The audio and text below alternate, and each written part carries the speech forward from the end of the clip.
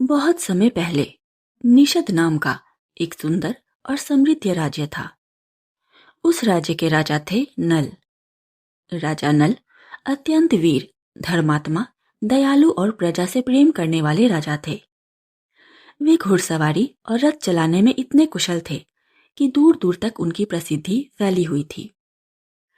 उनका चेहरा तेजस्वी था और उनका स्वभाव अत्यंत विनम्र था।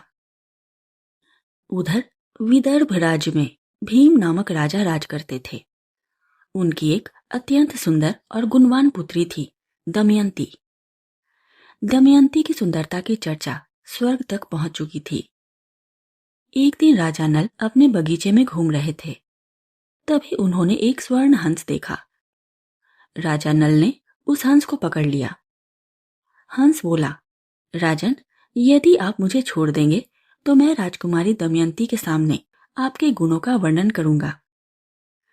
नल मुस्कुराए और उन्होंने हंस को मुक्त कर दिया। हंस उड़कर विदर्भ पहुंचा। वह दमयंती के महल में गया। दमयंती अपनी सखियों के साथ बगीचे में बैठी थी। हंस उनके पास जाकर बोला, राजकुमारी, निषद देश के राजा नल संसार के सबसे श्रेष्ठ पुरुष हैं। वे वीर हैं, सुंदर हैं, धर्मात्मा हैं और आपकी ही तरह गुणवान हैं। दमयंती ध्यान से हंस की बातें सुनने लगी। धीरे धीरे उनके मन में नल के प्रति प्रेम उत्पन्न हो गया। उधर हंस वापस नल के पास गया। उसने नल से कहा, राजन, दमयंती भी आपको मन ही मन चाहने लगी हैं। अब नल भी दमयंती के प्रेम में डूब गए। दोनों ने एक दूसरे को देखे बिना ही मन से अपना जीवन साथी मान लिया। कुछ समय बाद राजा भीम ने दमयंती के स्वयंवर की घोषणा कर दी। यह समाचार सारे राज्यों और स्वर्ग तक पहुंच गया।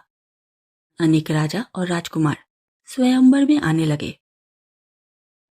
देवताओं के राजा इंद्र भी दमयंती से विवाह करना चाहते थे। उनके साथ अग्नि, वरुण और यमदेव भी चल पड़े। रास्ते में देवताओं की भेंट राजा नल से हुई। देवताओं ने कहा, नल, तुम हमारे दूत बनकर दमयंती से कहो कि वह हम देवताओं में से किसी एक को पति चुने। नल दुखी हो गए। वे स्वयं दमयंती से प्रेम करते थे, लेकिन धर्म का पालन करना उनका स्वभाव था।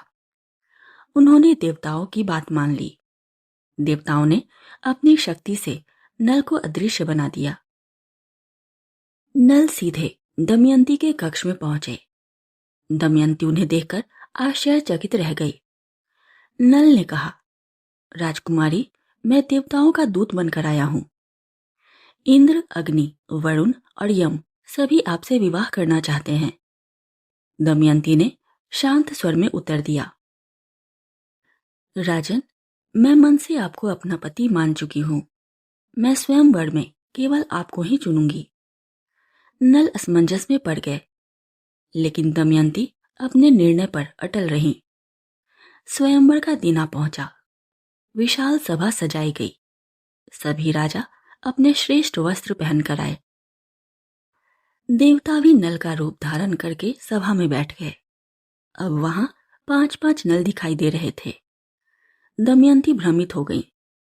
उन्होंने मन ही मन देवताओं से प्रार्थना की, हे देवताओं, मुझे मेरे सच्चे नल का परिचय दीजिए।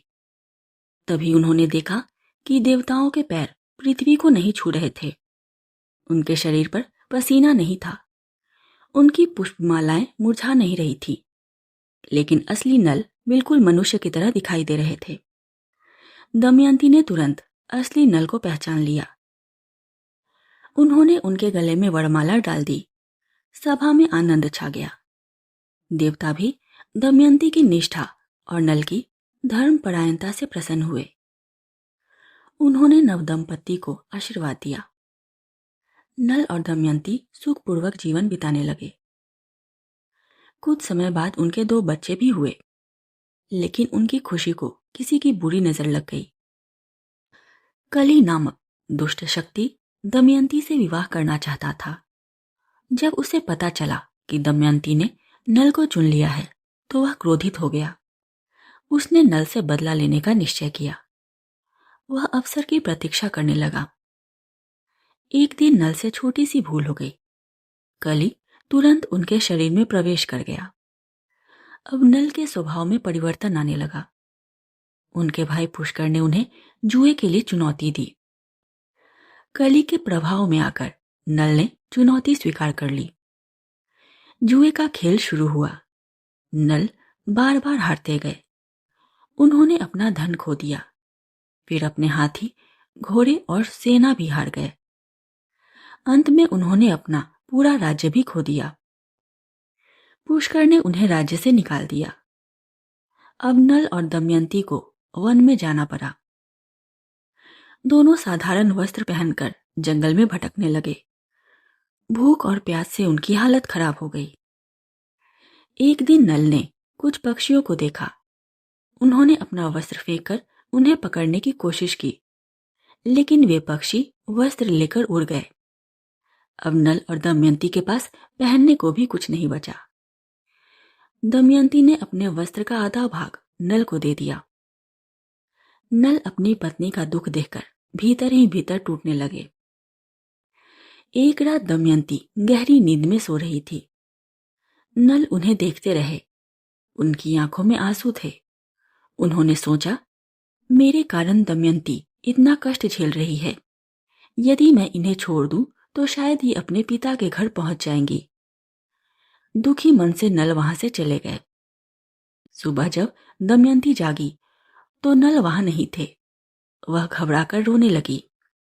उन्होंने जंगल जंगल नल को खोजा, लेकिन नल कहीं नहीं मिले। दमयंती अकेली भटकती रही। कई कठिनाइयों के बाद वे अंततः अपने पिता के राज विदर्भ पहुंची। उधर नल भी अकेले जंगल में भटक रहे थे। एक दिन उन्होंने देखा कि एक नाग आग में फंसा हुआ है।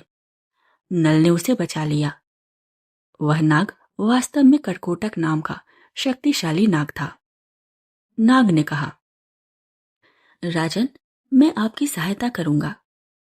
उसने नल को डस लिया। नल का रूप बदल गया। अब वे काले और कुरूप दिखाई देने लगे। नाग ने कहा, यह रूप आपको शत्रुओं से बचाएगा। एक दिन आपका भाग्य फिर बदलेगा। नल ने अपना नाम बदलकर बहुक रख लिया। वे अयोध्या के राजा ऋतुपर्ण के यहाँ नौकरी करने लगे। वे राजा के सारथी बन गए। उनकी रथ चलाने की कला देखकर सभी आश्चर्यचकित रह जाते थे। उधर दमयंती को विश्वास था कि नल जीवित है। उन्होंने अनेक ब्राह्मणों को नल की खोज में भेजा। एक ब्राह्मण अयोध्या पहुंचा। वहां उसने बहुक नामक सारथी को देखा। उसे संदेह हुआ कि यही नल हो सकते हैं। उसने लौटकर दमयंती को सारी बात बताई। दमयंती ने एक योजना बनाई। उन्होंने झूठा समाचार फैलवाया कि उनका दूसरा स्वयंवर होने वाला है। जब यह समाचार राजा ऋतुपर्ण तक पहुंचा तो वे तुरंत विदर्भ जाने के लिए तैयार हो गए। उन्होंने बहुक से रथ तैयार करने को कहा। बहुक ने बिजली की गति से रथ दौड़ाया। राजा ऋतुपर्ण आश्चर्यचकित रह गए। दमयंती ने दूर से ही रथ की आवाज पहचान ली। उन्हें विश्वास हो गया कि यह नल ही हैं। उन्होंने बहू की परीक्षा लेने का निश्चय किया। दमयंती ने अपनी दासी को बहू के पास भेजा। दासी ने लौटकर बताया, उनकी बातें और व्यवहार बिल्कुल नल जैसे हैं। अब दमयंती स्वयं बहुक से मिलने पहुंची।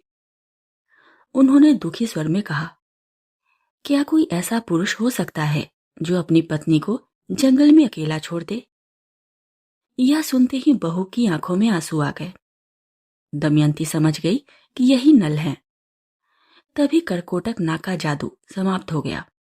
नल का वास्तविक रूप वापस आ गया। दमयंती खुशी से रो पड़ी। दोनों का पुनर्मिलन हो गया। कुछ समय बाद नल ने फिर से पुष्कर को जुए के लिए चुनौती दी। इस बार वे बुद्धिमानी से खेले। उन्होंने अपना राज्य वापस जीत लिया। पुष्कर को अपनी गलती का एहसास हुआ। नल ने उसे क्षमा कर दिया। इसके बाद नल और दमयंती फिर से सुखपूर्वक रहने लगे। उनकी कथा पूरे आर्यावर्त में प्रसिद्ध हो गई। लोग उनके प्रेम, धैर्य और विश्वास की मिसाल देने लगे। और इसी के साथ समाप्त होती है राजा नल और दमयंती की अमर कथा। एक ऐसी कहानी जो हमें सिखाती है कि सच्चा प्रेम, धैर्य और विश्वास हर कठिनाई पर विजय पा सकते हैं। समय चाहे कितना भी कठिन क्यों न हो, यदि मन में सत्य और प्रेम हो तो खोई हुई खुशियां भी एक दिन लौट आती हैं। अगर आपको यह कहानी पसंद आई हो तो वीडियो को लाइक करें, चैनल को सब्सक्राइब करें और ऐसे ही अद्भुत लोक कथाओं और पौराणिक कहानियों के लिए जुड़े रहें। फिर मिलेंगे एक नई रहस्यमयी और प्रेरणादायक कहानी के साथ। तब तक के लिए नमस्कार।